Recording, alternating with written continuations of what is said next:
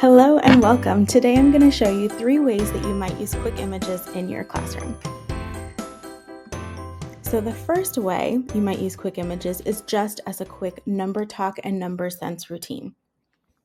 So for this one, I might use the same number for all 3 slides, but I wouldn't necessarily let the students know that it's all the same number. It would just be for me, that I would know it's the same number, and this would be if we're really working on different combinations of the same number or decomposing numbers and their subitizing skills. So I'd remind the students, all right, so remember for quick images, you got to be quick, just like the flash, because it's only going to be up for a little bit, so you really got to be looking. Are you ready? Okay. So I'd say, all right, you ready? 3, 2, 1. And then I would unscreen the 10 frame in this case, and then show them for about 3 seconds and then screen again.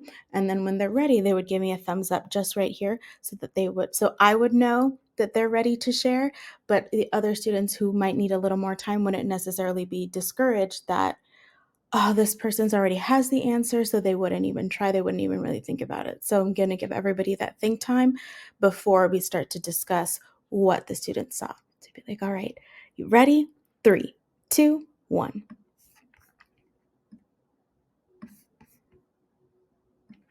I'd wait for enough students to give me their thumbs up. And if they were just sharing out with me, I might ask one of the students to let me know what they saw. And they might say that they saw 5 reds. They might say they saw all full on the top. They might say that they saw the bottom was all empty. There might be a lot of different things they could say. And so you might see some students say that they had a connection or share out the same things, which is absolutely fine. And then you might show them again after they've shared out so that they can confirm that they saw what was there, or if they need to change their answer, that's absolutely fine too. And letting them know that mistakes are okay. Mistakes are what helps our brains grow and makes us better mathematicians. So moving on to the next one, same thing. All right, you ready? Sometimes I have them give them a little drum roll. All right, you ready? 3, 2, 1. And rescreen. So something else you might do instead of just having them share it with you is having them share out with a partner first before they share out with you. And that gets more students talking. Even if they're not comfortable sharing out with the whole class, they can share out with a partner before. So at least they're talking about the numbers that they saw. So in this example, they might say something like they saw 4 on this side and 1 on this side. They might say they saw 3 on the top and 2 on the bottom. Or they might say they saw 4 yellows and 1 red. There's lots of different things that they might say, and what you're really looking for is for them to gain that fluency and really understand the different combinations of numbers.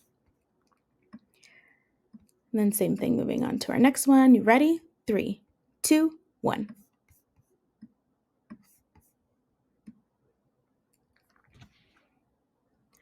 What did you see? What did you see? And some students might start to make the connection that even though the arrangement is different, that the numbers are the same and they all still equal 5. And so some of them might say, oh, it's still 5. And so you might ask not how many did you see, but how did you see it? What was the combination? What did it look like? So you can really understand the different ways that you might make the number 5 if you're working on the same number. Now, another option is to work on different numbers in the same quick images session. And in doing so, you might do something a little bit different than what you did before. So with our multiple numbers, different numbers, you might start out the same way with the same routine. Okay, you ready? 3, 2, 1. And unscreen and rescreen. And instead of having them just give your thumbs up and share out, you might give your students a 10 frame and 10 counters so they can recreate what it is that they saw. Now, if you're recreating, you might want to give them a little extra time to see it or a little extra time to think about what they saw if they're actually getting out all of their counters and manipulatives. And same thing, you can have them do it independently or with a partner. So again, 3, 2, 1, show, screen, and a little time to recreate. This might also be helpful for some students who need to refer back to what it is that they saw to be able to discuss more what it is that they're looking at. So that's the second way that you might use quick images in your classroom. And the third way is if you want to have work samples of what your students are doing or what it is that they're saying, you might have them, instead of creating it with manipulatives, you might have them use a recording sheet to record what it is that they saw. So for this example, it would start the same way. You ready? 3, 2, 1. Unscreen, rescreen. And on the recording sheet, they would write down or draw what it is that they saw. So this would have a 10 frame on it, and they would just color it in. So if they see it, 3, 2, 1. And with their crayons or markers or whatever it is that they have, they would draw in what it is that they see. Having the work samples will help you as a teacher see if your students are really understanding the concept or if they might need a little more support, and that's something that you can look back on to really support your students if they need it.